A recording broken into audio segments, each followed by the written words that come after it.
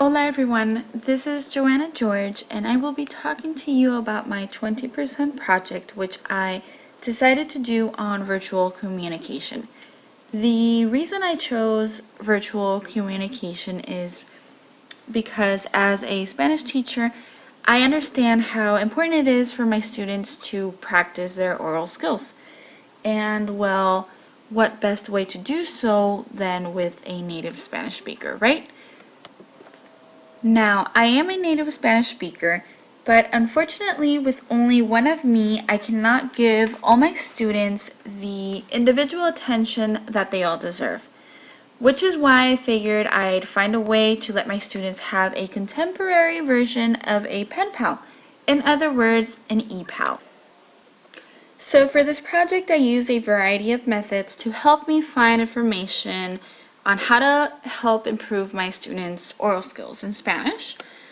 The websites that I used for this 20% projects were websites like Scoop.it, where I found various articles on communication and how foreign language improves chances of student success, why it pays to be bilingual, Twitter lessons for authentic communication in Spanish classes, really interesting articles which I retweeted using my personal Twitter account, which brings me to the articles I found on epals.com, which is the main website that I started using for this project.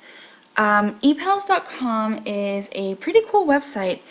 It kind of reminds me of like a dating website for classrooms. It's structured kind of like the same as a dating website.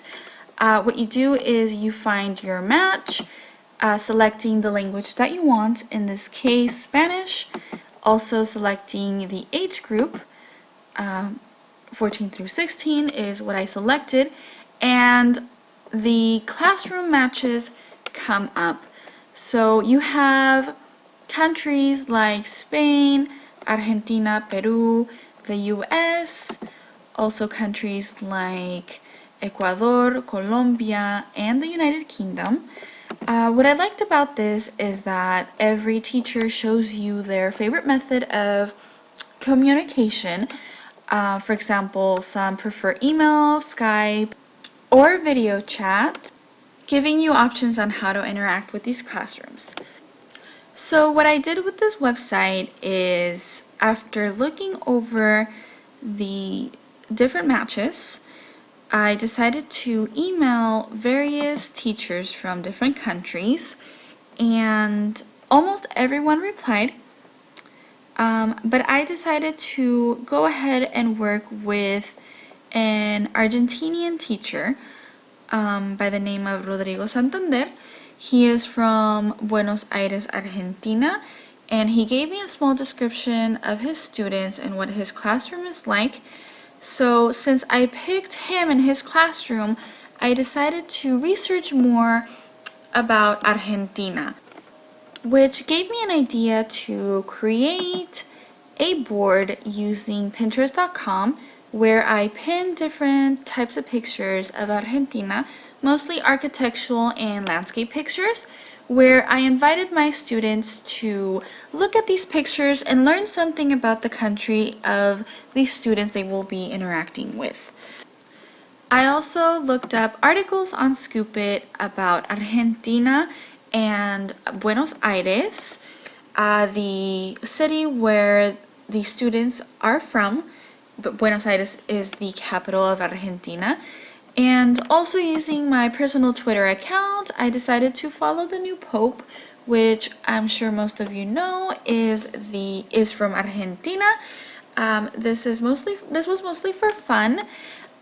So with all the information that I gathered, I decided to post this on my website.